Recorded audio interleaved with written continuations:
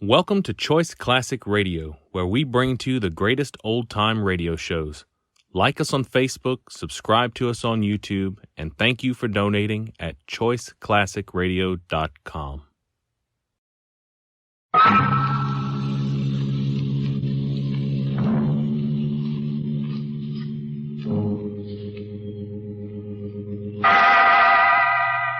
Inner Sanctum Mysteries.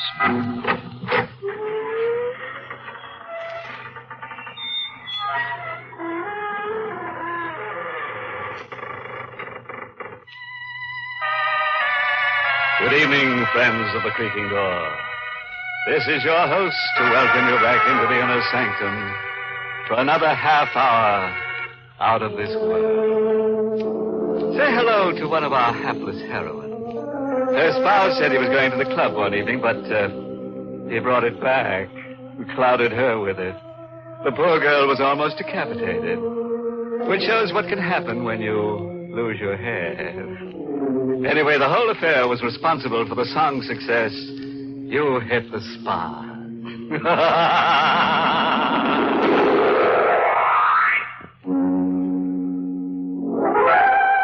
All right, friend.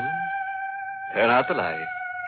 Plaster your hair down, curdle close to the fire, and listen to Arnold Moss tell us his weird and shivery story.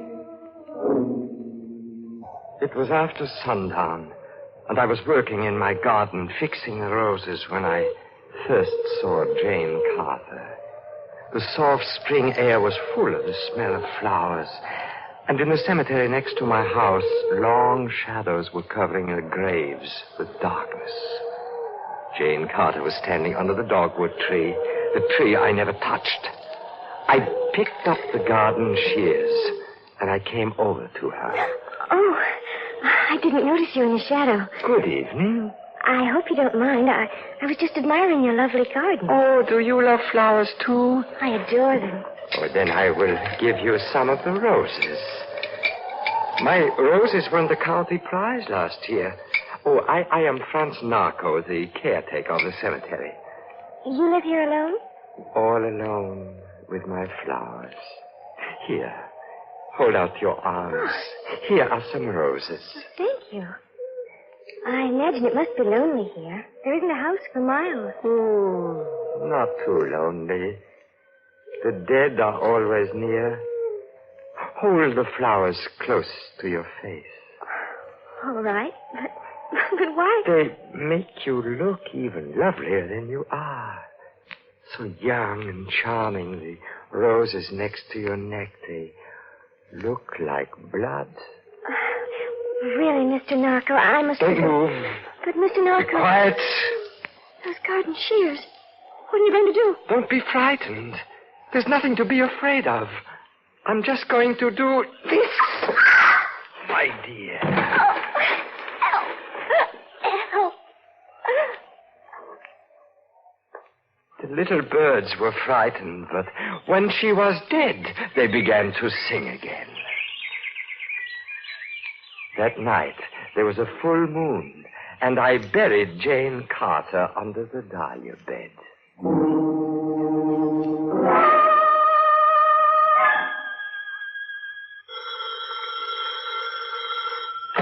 Police headquarters, Chief Dane speaking. No, Jane Carter's still missing. She was last seen yesterday afternoon. If we don't hear by tonight, we're going to send out an 8-state alarm. Yes, goodbye. Good morning, Ethan. Franz, how are you? Fine, thank you, Ethan. I brought you some flowers. They're blooming early this year. Today is the 27th, you know. April 27th. Yes, Franz, I expected you. You haven't missed a visit on the 27th in 20 years. It seems incredible. On April the 27th, 20 years ago, my wife, Martha, disappeared. And in all this time, you haven't found any trace of her. Maybe we do know the man responsible for her disappearance. You don't mean you found her? Did you see the courier this morning? Yes. Did you see a small item about a pretty young girl named Jane Carter who was reported missing? Why, yes, I did notice a little story, but what has that got to do with my wife? I'll tell you, Franz. But this must be kept in strict confidence. Every year since your wife disappeared, we've had reports of 2, sometimes 3 young women who disappeared and were never heard of again. Just what are you trying to tell me? That somewhere in this country there's a homicidal maniac. A person who, for some reason or other, hates pretty young women. Huh? Hates them enough to murder them and dispose of their bodies. Oh, that's shocking. You think Martha fell into the hands of this maniac? Yes. Well, why didn't you tell me this before? I didn't want you to lose hope. I know how you felt about Martha. Oh, she was so lovely. And only 19 when... You've got to find this person, Ethan. Franz, it's bigger than I can handle. Now, look, you've had more schooling than I. I know you read a lot in that little cottage of yours next to the cemetery. Maybe you know more about why a human being would do a thing like this. Oh, yes, Ethan, I do know. It's because sometimes the murderer has been hurt deeply. Maybe by a woman he loved who has been unfaithful. And when he sees other women, pretty, attractive young women, they remind him of her. And then he's suddenly overcome by a strange emotion to seize them, to overpower them, to make them suffer for what they did to him, to destroy them, to murder them, to... Go on, Franz. But that's what it says in the books I've read, Ethan. I've got to go now. Be sure to put those roses in water right away, or they'll die. I won't let them die, Franz. Goodbye. Goodbye.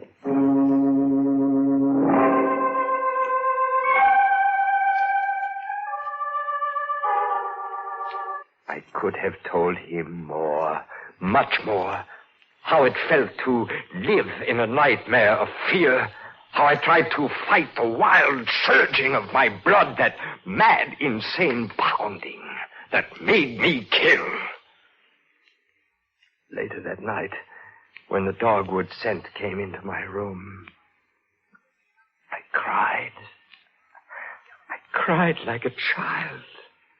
I was thinking of Martha. My beautiful Martha.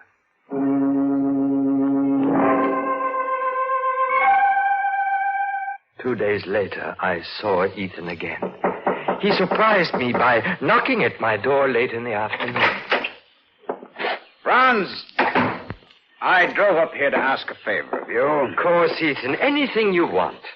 I believe there's a tomb in the cemetery that's never been used. You mean the one old Mrs. Smith built? Yes, that's the one. Why, I always have to laugh when I think of it.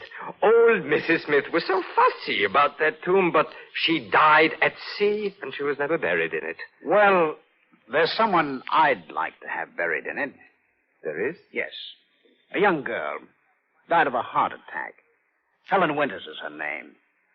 Judging from her clothes and those who knew her, she apparently comes from a good family, but we can't seem to locate them. Well, why don't you bury her in Potter's Field, like the others? Because I think her family will eventually want the body.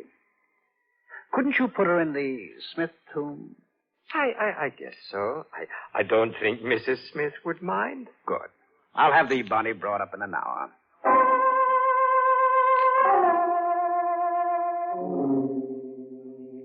The body was brought in a coffin by Ethan and one of his men. I opened the tomb. There were no mourners, no one to say a few words. I cut some of my flowers and brought them to her tomb. Would you like to see her before you lock the tomb again, Franz? Why, yes. There. Oh, what a pity. She's so young and so strangely beautiful. She looks as though she would get up out of the coffin at any moment. I brought some flowers, lilies, from my greenhouse. That's very thoughtful of you, Franz. You love these flowers, don't you? Well, they're all I have since Martha vanished. What are you doing there? Just looking at the petal. They're soft to the touch, like a woman's skin. Yes. Ethan. What's the matter? You tore that petal. You ripped it. It's just a flower. Stop it! Stop it! Franz. Stop hurting the flowers! Stop it, you fool! Stop it! Oh, I'm sorry, Ethan. I didn't mean to hit you. I lost my head. I can't see anyone harm a flower like that. I couldn't sleep that night. Somewhere far in the countryside, a dog was baying at the moon. I went to my window. My garden was all silver in the moonlight. And then I noticed it. The dogwood tree. A strange glow like a fine blue fire hung over the branch near the patch of iris. It was shining with a light that was not of this world. And then I saw the face of Helen Winters. She was staring at the glowing branch. It was the dead girl wearing the shroud she wore in the coffin. I quietly slipped downstairs. On the way into the garden, I picked up the shears.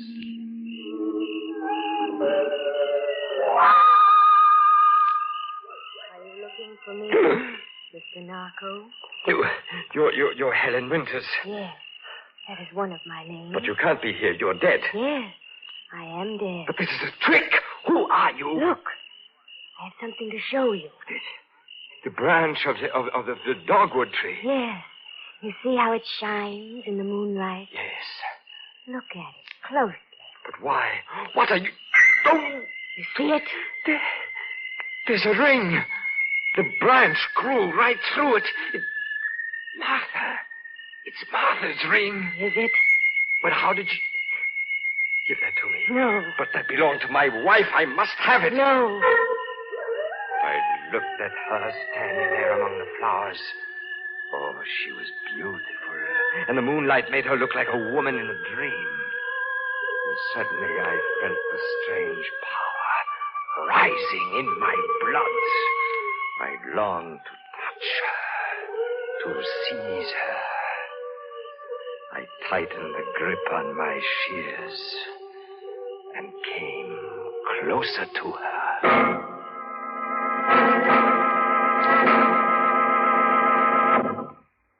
Do you still like flowers? If you do, I know a way for you to get lots of them. Free of charge. Where were we? Oh, yes.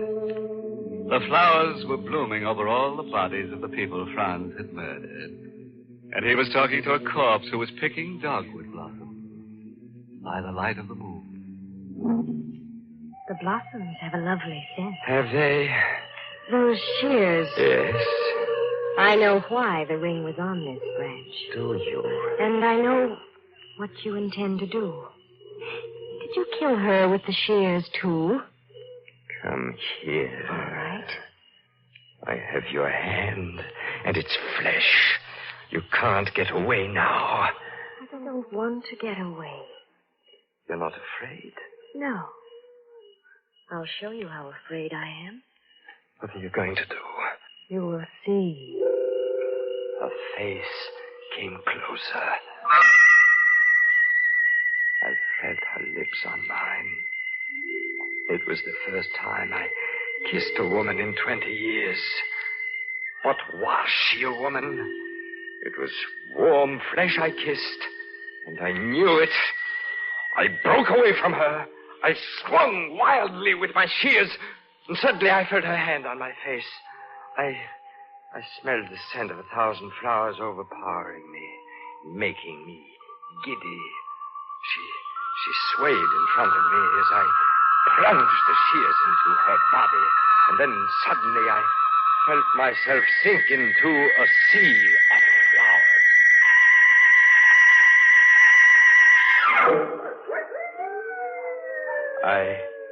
I opened my eyes. I was lying in the patch of iris. I saw the moon glowing blood red shining through the dogwood tree. I got up.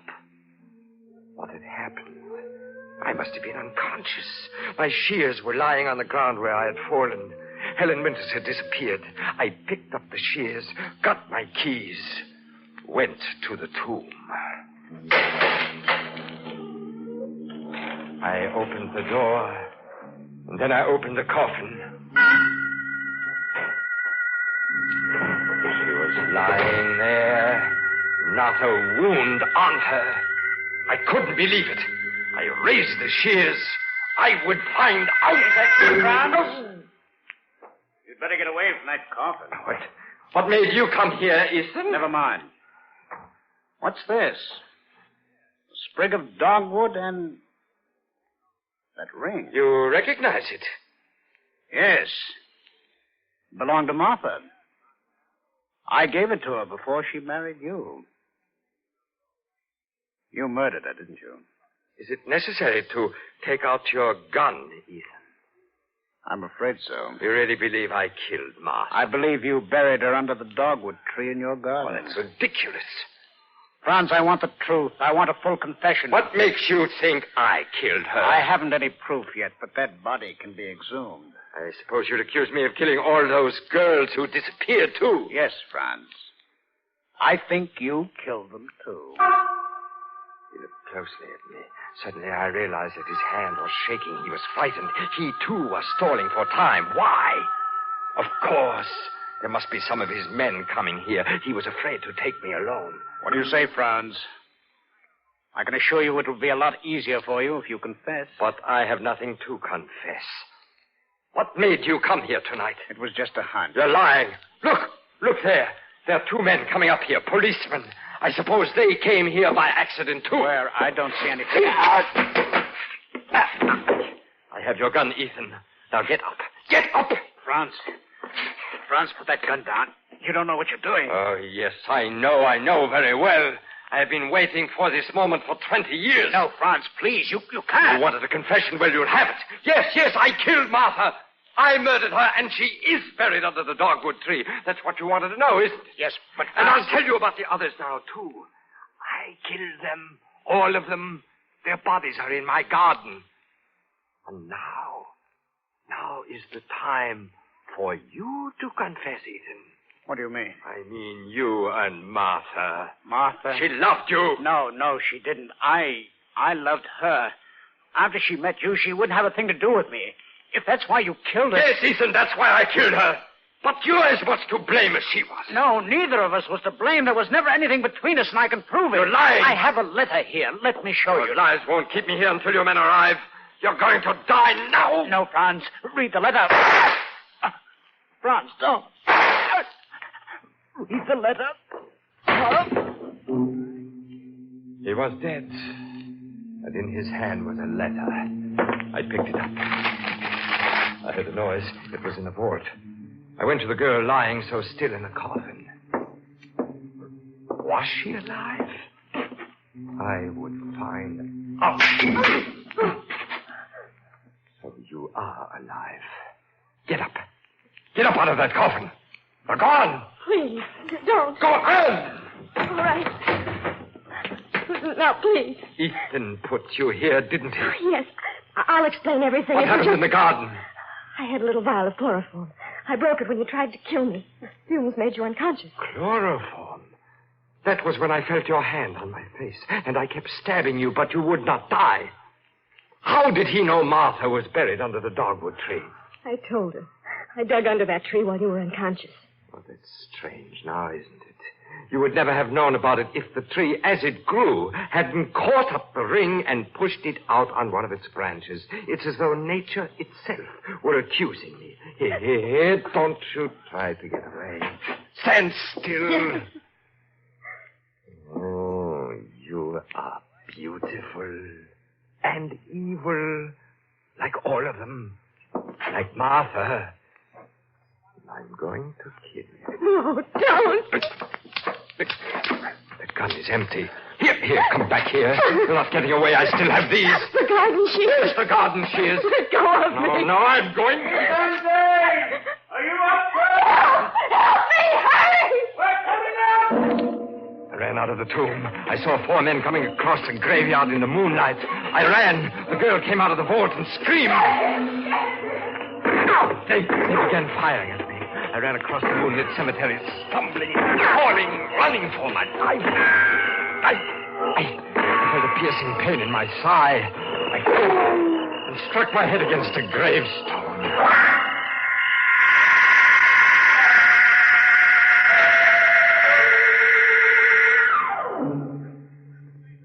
Here in the hospital, they tell me I will recover from my wounds.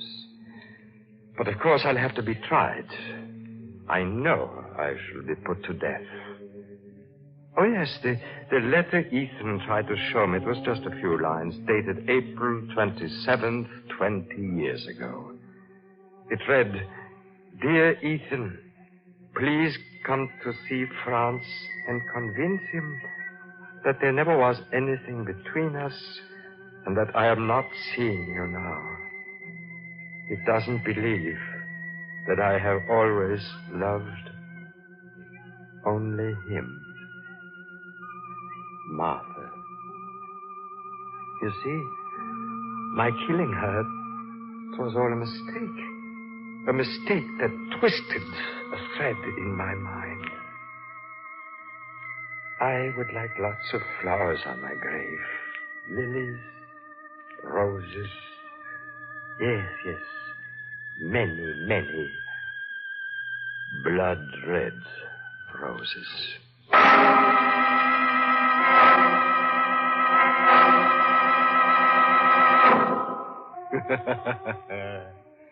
Send me 12 roses and put my heart in beside them.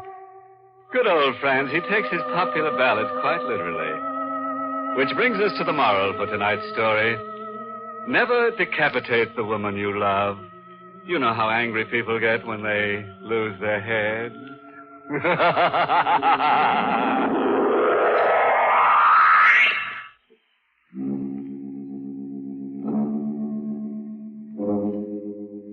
And now, friends, it's time once again to close that creaking door. Until next week at this same time. Next week's story is about a boy and a girl who go off on their honeymoon and then discover that 2's fine, but 3's a crowd, especially when number 3 is a corpse. Now, what the boy and girl said to that corpse and what the corpse said to them, well, you'll just have to wait until next week to hear about it. Until then, good night. Pleasant dreams.